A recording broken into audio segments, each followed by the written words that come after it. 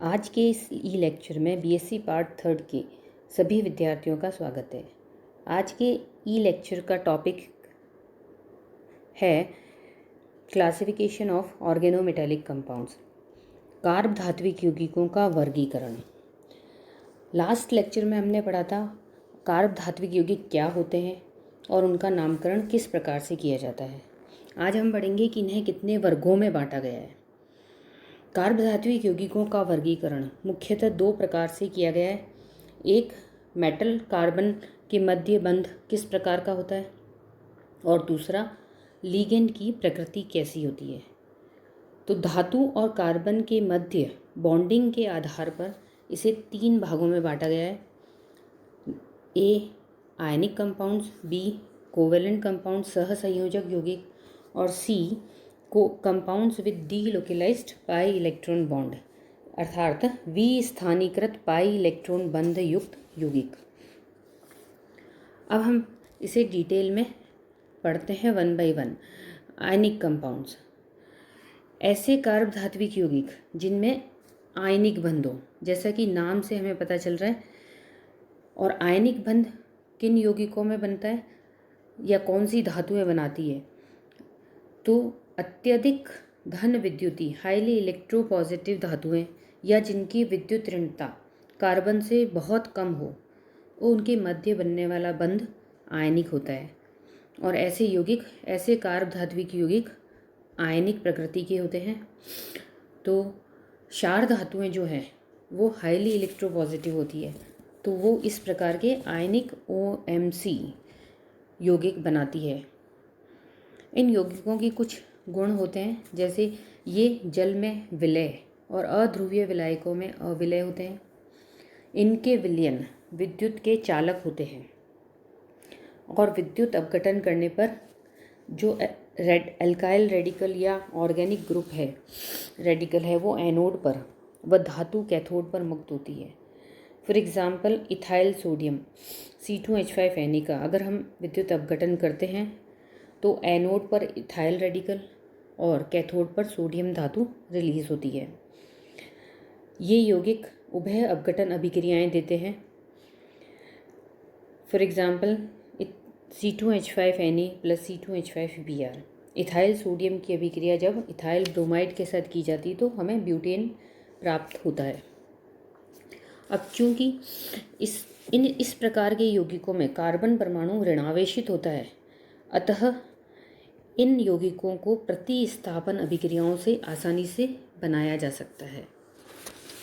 जैसे C2H5Na ethyl sodium की अभिक्रिया अगर हम बेंजीन के साथ कराते हैं तो बेंजीन सोडियम या सोडियम बेंजीन हमें प्राप्त होती है। सेकेंड ग्रुप आता है सहसंयोजक यौगिक या कोवेलेंट कंपाउंड्स।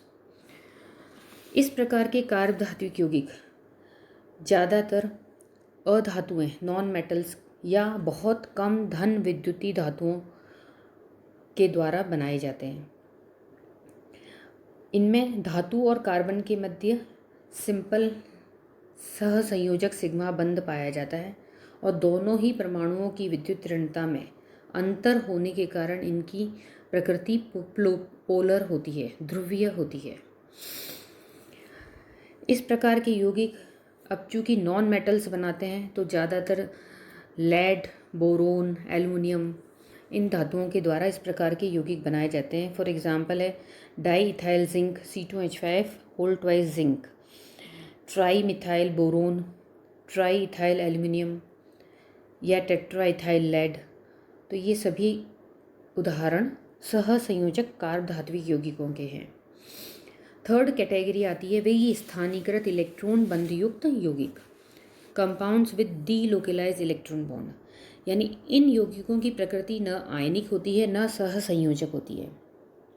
इस प्रकार के यौगिक कार्बनिक समूह के डीलोकेलाइज्ड पाई इलेक्ट्रॉन क्लाउड और धातु परमाणु के रिक्त कक्षकों के मध्य अतिव्यापन के कारण बनते हैं, या कार्बन परमाणुओं के रिक्त कक्षकों और धातु के पूर्ण कक्षकों के मध्य अतिव्यापन होने से बनता है।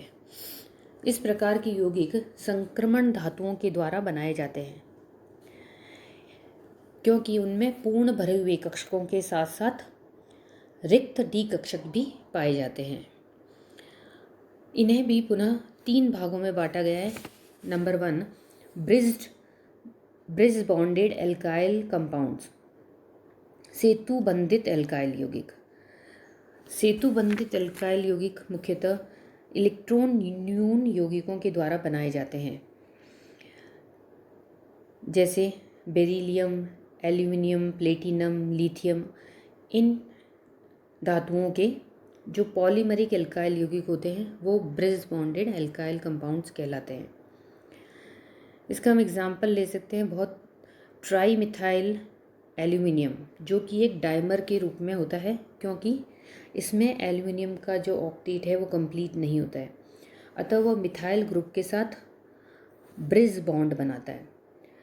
जैसा कि हमने इस डायग्राम में दिखाया कि एल्यूमिनियम 2 मिथाइल ग्रुप के साथ तो 2 सेंटर 2 इलेक्ट्रॉन बॉन्ड बना रहा है, लेकिन 3rd मिथाइल ग्रुप के साथ ये 3 सेंटर 2 इलेक्ट्रॉन बॉन्ड बनाता है। मिथाइल ग्रुप के साथ ये एक ब्रिज बनाता है।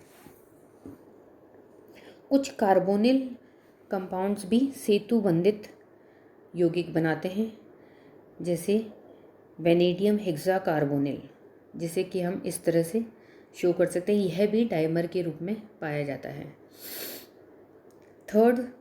सेकंड कैटेगरी आती है सैंडविच यौगिक, सैंडविच कंपाउंड्स। इस प्रकार के यौगिकों में 2 डीलोकेलाइज्ड पाई इलेक्ट्रॉन युक्त एरोमेटिक रिंग्स के मध्य में एक धातु परमाणु उपस्थित रहता है, इसीलिए इसका नाम सैंडविच यौगिक है। इनमें एरोमेटिक वलय के पाई इलेक्ट्रॉन अभ्र और धातु के एम्पटी डी ऑर्बिटल्स के मध्य अतिव्यापन होता है, और धातु परमाणु दोनों वलयों के बीच में इस प्रकार से व्यवस्थित रहती है या फंसी रहती है कि समस्त मेटल कार्बन बंधों की दूरी समान होती है। फॉर एग्जाम्पल फेरोसिन, इसका बेस्ट एग्जाम्पल है ferrocene, cyclopentadienyl iron. 3rd category होती है ओलिफिन व एसिटिलीन यौगिक। इस प्रकार के यौगिक भी संक्रमण तत्वों द्वारा बनाए जाते हैं। इनमें डबल बॉन्ड या ट्रिपल बॉन्ड के पाई इलेक्ट्रॉन धातु के रिक्त डी कक्षकों के साथ अतिव्यापन करते हैं, और धातु के पूर्ण भरे हुए कक्षक ओलिफिन, एसिटिलीन आदि के एंटी बॉन्डिंग ऑर्बिटल्स के साथ अतिव्यापन करते हैं, जिसे हम इस प्रकार से प्रदर्शित कर सकते हैं। जिस एक बंध बनता है, जैसा कि हमने दिखाया,